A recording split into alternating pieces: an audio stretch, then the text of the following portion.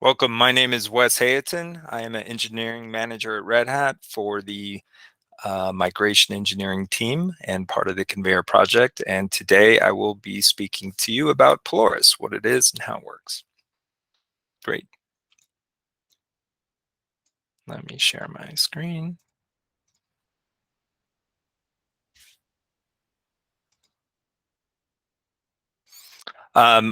Just a quick note before I get too far along. I will not be going full screen on this presentation today. I will be jumping from tab to tab and using a teammate session to share the commands that I'm using. A copy of these commands in the top right-hand corner of that screen will be included in the slide deck. Okay, great. What is Pelorus?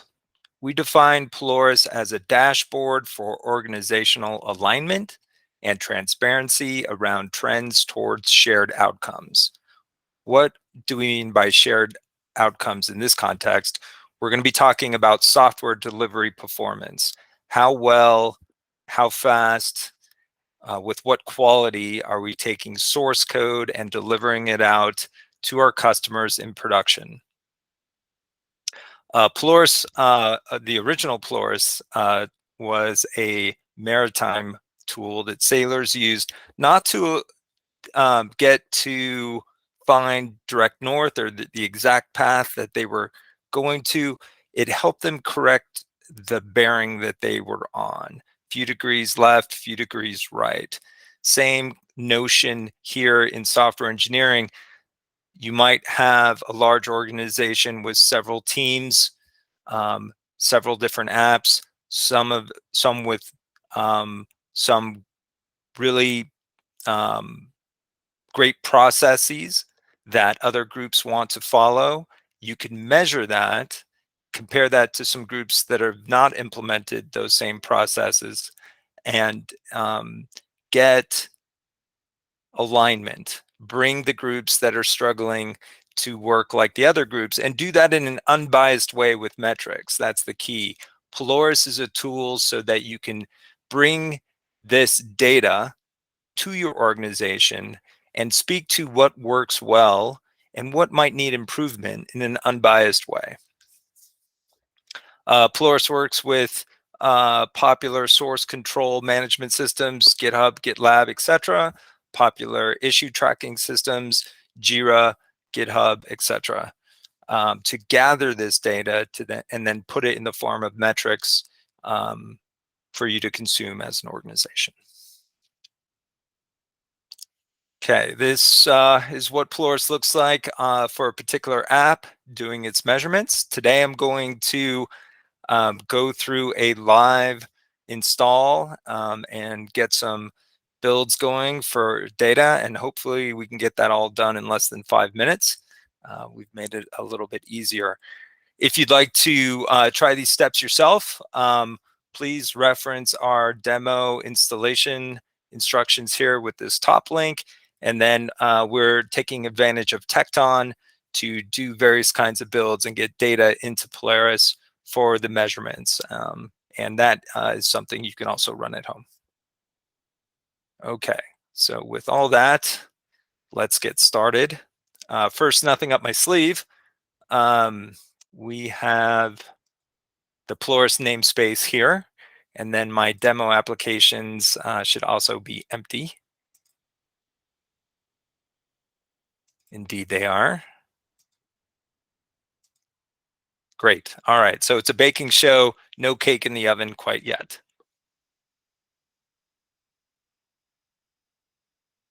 Kick off the install of our operators. You will see the Grafana and the Prometheus operator come up in about 30 seconds here. And these are standard, the standard OpenShift community operators for Prometheus and Grafana.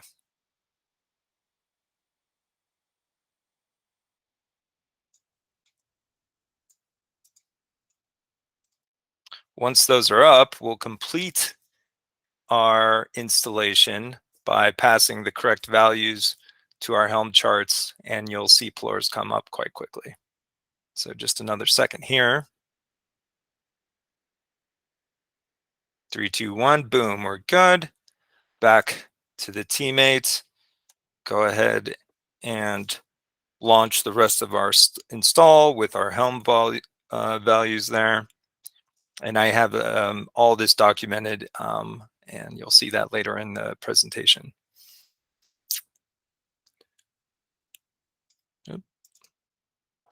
So Pelorus is just about up here.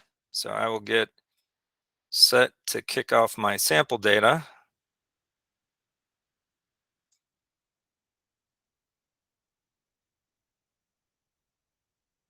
Great, Pelorus is done. Did I beat 5 minutes? Hopefully so. Okay, so now I'm going to launch some sample data.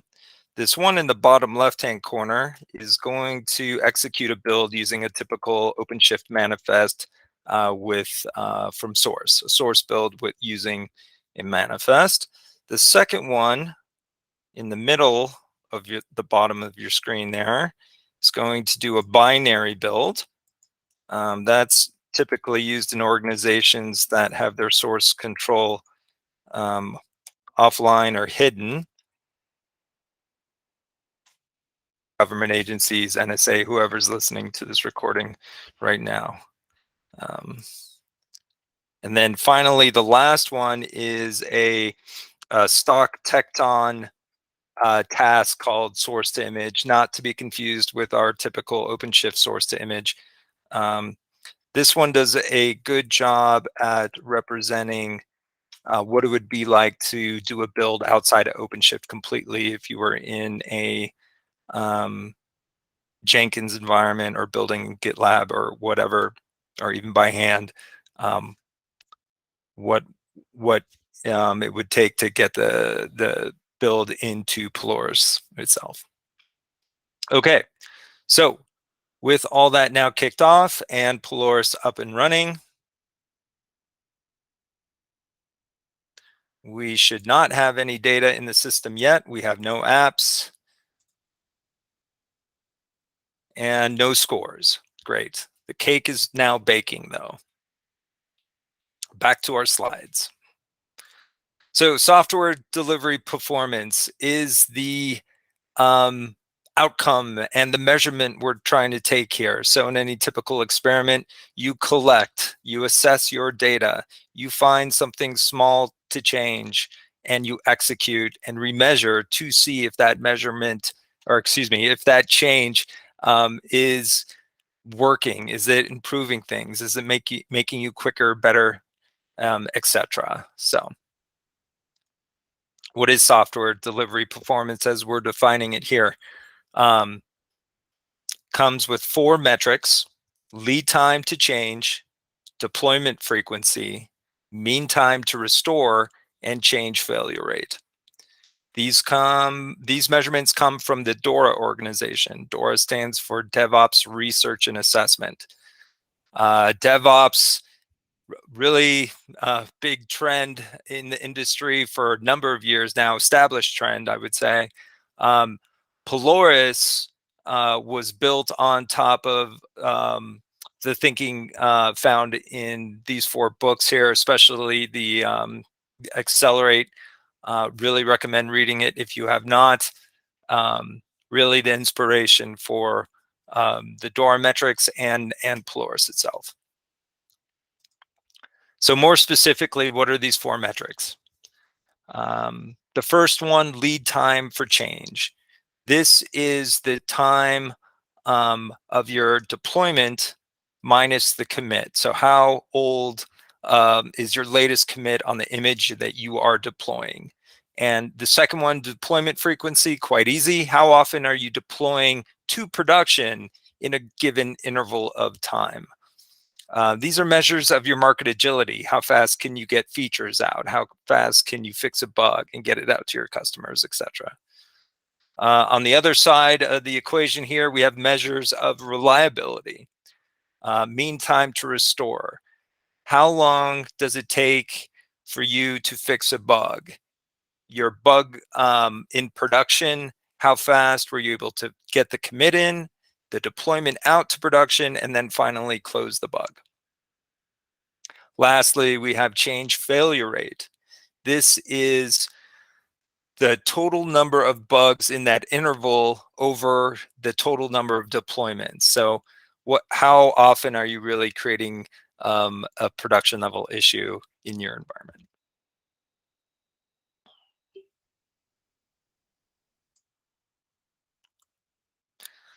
So what are the things that affect these four DORA metrics in a typical software engineering environment? This, I think, is the most critical slide of the deck here. Let's look at these one by one.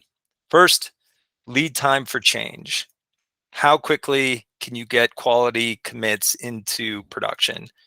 Engineering engagement. Are your engineers happy, engaged in what they're doing, running to their keyboards in the morning to fix bugs and create features? This varies from team to team, from team over time, changes on the same team. Something that you might want to keep track of and compare across your teams to help highlight if you have issues with your engineer engagement. Code reviews. Are your engineers performing code reviews with their colleagues, preventing those bugs from ever getting in the first place? Um, Easy one here, automated unit tests and integration tests. Yes, of course, but do they run exactly the same on a developer's laptop as they do up in the CI system?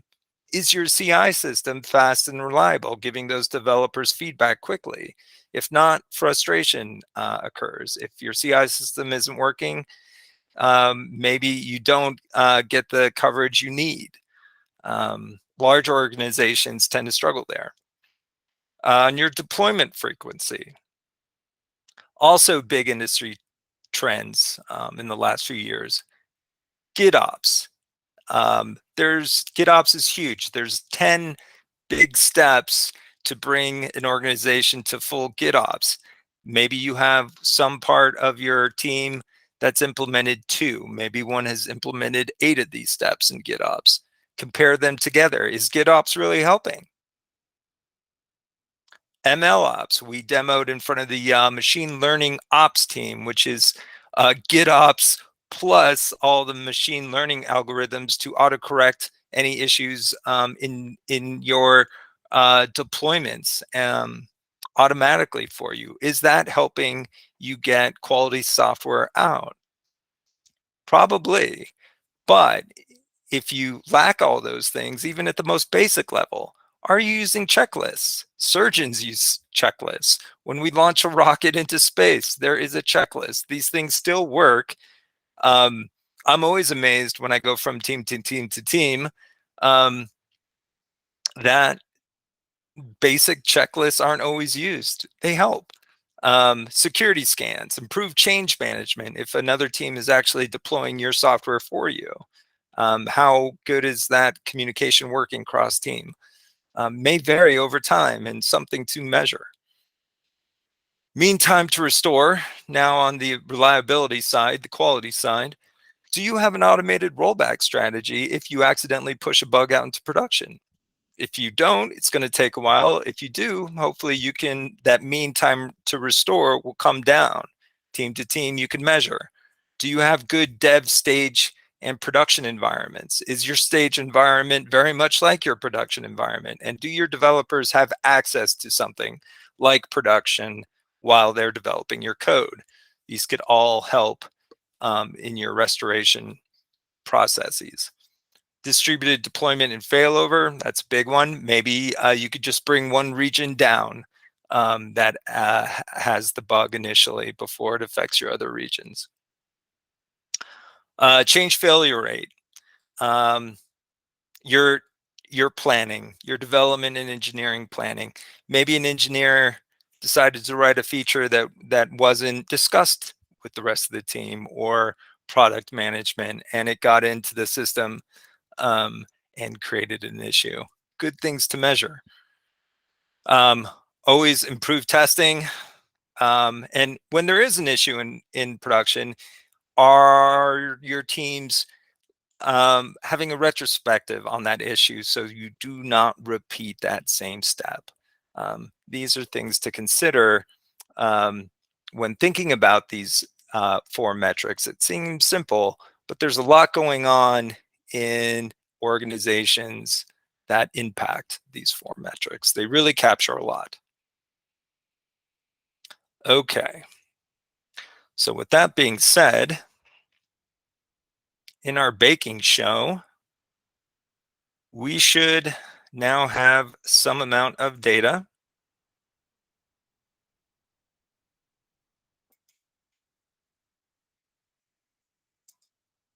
So here we have our commit time exporter, and it is capturing, this is our image exporter. So this is our source to image build, and it is captured a bunch of commits there. This is our regular commit exporter. And we should see demo app 1 and 2, and in fact we do. Great. Our deployments, we have deployments on all 3 apps. So great, we're going to get the data we need here. And then in our failure exporter, which is tracking issues, we don't have any yet. Let's go walk through how to get that populated. So this is my forked repo that I'm using for this demonstration. And all 3 apps are running from the same repo, but on different branches. So when you create a bug, let's say first bug. Oh no, production is down. You will want to be able to identify this particular bug against one of our 3 apps. And we do that by first identifying it as a bug. And then we're going to identify this bug as against demo app number 2. So we have a production issue against demo app number 2 here. Great. So I'll submit the issue. And then I'll go back to my failure exporter. And great, we registered that bug creation time on demo app 2. All right, so we'll let the cake bake a little bit more. It takes a little bit of time for metrics to go from our tooling to Prometheus to Grafana, probably about a minute and a half. So we'll go back to the slides and look at the architecture of Pelorus. Pretty simple stuff here. We have standard OpenShift metric and monitoring via Prometheus. The standard view into Prometheus's data is Grafana. And then on the back end of Prometheus, we have Thanos for long-term storage and offsite storage of this data. With Pelorus, you do want to see trends over time, maybe compare your performance this quarter versus this time last year. Did you meet your goals in the deployment improvement or the quality aspects that you want to measure against a whole year's worth of time? This is where Pelorus is valuable. We do take advantage of Prometheus's exporter concept here. We have 3 of them. We have commit time, deploy time, and failure. You can think of an exporter just as a bot or tooling to go out to the various source control systems and issue trackers to gather the data we need across disparate systems and create the metrics for the DORA measurements and get them into Prometheus. So a little bit more detail here. Lead time for change is simply, again, the deploy time minus the commit time. Pelorus supports various source control tooling, GitHub, GitLab, Git, Bitbucket, and Azure DevOps at this time. The next key DORA metric is deployment frequency, the most simple of the batch. Just the number of production deployments you have in a certain time interval. We support any type of builds you can do in OpenShift and any builds outside of OpenShift as well can be used with Pelorus. Then we have our change failure rate, a little bit more involved.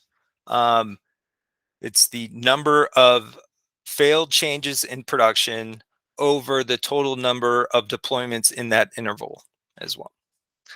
We support Jira, GitHub, and ServiceNow. Still needs a little bit of work, but should be supported soon.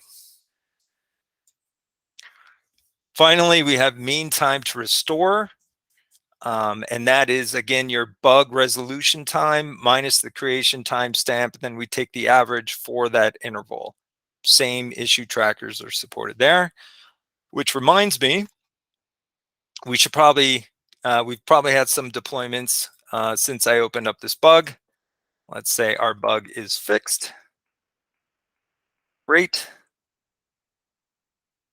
We'll close the bug. We'll check our failure exporter here. And yes, we have a resolution time. So now we should have the start to some interesting data. I'm going to set the interval to 15 minutes. Maybe we'll leave it at 5. We have 3 apps and we can see them individually. So we see our commit time has gone from 2.5 minutes down to under 2 minutes. Good for us. And we've had 2 deployments in this interval of 5 minutes. Not bad. On demo app 2, I opened up a bug. So now our change failure rate over time is starting to go up. In the last 5 minutes, 1 bug, 2 deployments, we're probably going to have a pretty low score there. And you can see that I just closed the bug, and that's coming in there. We should see our overall deployment or performance score kind of go steady, dip down, and then we'll build our way back up as we get more deployments after having this production issue.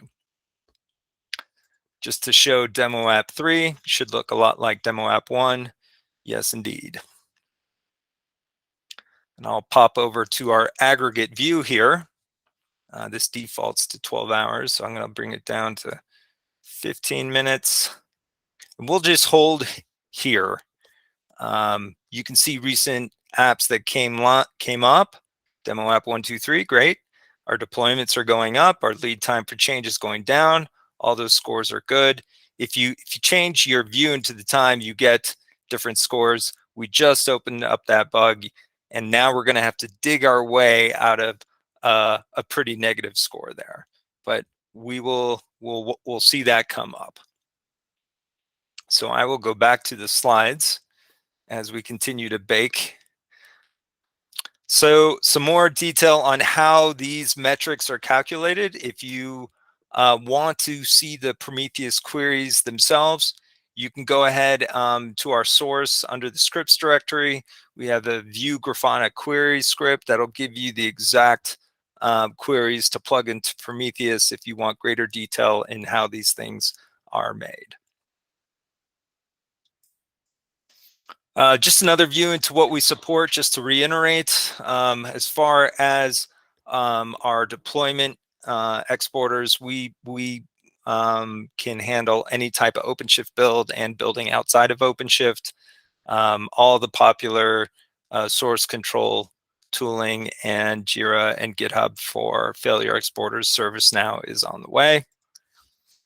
So soon we'll see a score similar to this in our live demo here. And we'll be able to have a discussion with the folks behind and the teams behind demo app 1, 2, and 3 about improving. And Pelorus provides a bridge between development organizations, operations, leadership, allowing them to better communicate about whether to work on software features, bug fixes, infrastructure improvements, and most importantly, process improvements. Are they in line with your overall vision? And are you improving your organization's agility, quality, and stability? The DORA metrics give you and your teams the ability to communicate about these things in an unbiased way without using your gut. All right, so this, you've seen the install. Install should be fairly easy. This is how we're demonstrating how we're building apps and getting data into Pelorus itself. I can kind of show you that live here. Here's demo app 1. Pipeline is here. If we look at an actual run, we'll be able to see what's going on here. We're just checking out source code. We list the files just for the user's debugability, and then make a decision on how to build it. Again, this one's just using a regular old manifest with source, and then we're testing it. So on the checkout side, we can see this working. We've done a git clone, and we're at commit A41AE. List the files out for the user, do the build, and then in this demo, this is just a simple Python hello world app, so that worked. And then yes, the correct commit is in the logs, and metrics are being created for that. And we understand what image that is on, and it should show us the namespace and the timestamp as well. Great. And it's the same thing on the other Tekton pipelines as well, just taking a different path. As you can see, this is a binary path. Great. So a little bit more about this particular demo and transparency. These are the values that I am using for this demo. One slight change is that the org there is Wes Hayutin, my name, my personal org and fork. If you want more information about the Tekton demo, so you can get everything installed and then data into your own system, we have documentation and these values posted here in source. If you have a more in-depth or complex configuration, you can use our documentation and read about all the various ways to configure Pelorus. If opening up issues and labeling them correctly was done a little bit too fast, we have some documentation for that here. And if you're finally still hitting issues with Pelorus, we're writing some troubleshooting tools that can analyze on a per namespace level all the build artifacts that you might have and highlight issues with perhaps labels or annotations missing, that sort of thing. Trying to make it easy for you. Okay, so we just released Pelorus 2.0 last week. That is our first MVR, or minimal viable release.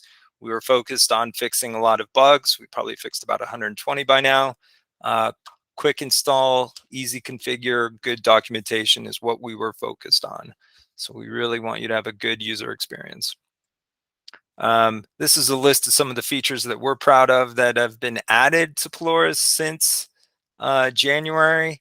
Also probably better documented in our release notes upstream. And I'll put that in the messages there. What's coming up for Pelorus? Just had that MVR in September. We are now going to go off and build an OpenShift Helm operator to make it a little bit easier for folks to install than it already is. And we are gunning to have Kubernetes support by the end of the year, and also more details on how to create your own custom exporter and metrics. We got a lot of feedback from the field suggesting that, yes, the 4-door metrics are good, but I really need to measure this one thing or these two things. We are now using some custom metrics for our own Pelorus work. We're dog fooding ourselves, and we're tracking our releases in the upstream via Pelorus as a deployment. And we have a few other custom ones in mind. We'll have that well documented and show you folks how to create your own exporter metric and the dashboarding behind that, so you can fit Pelorus to your needs.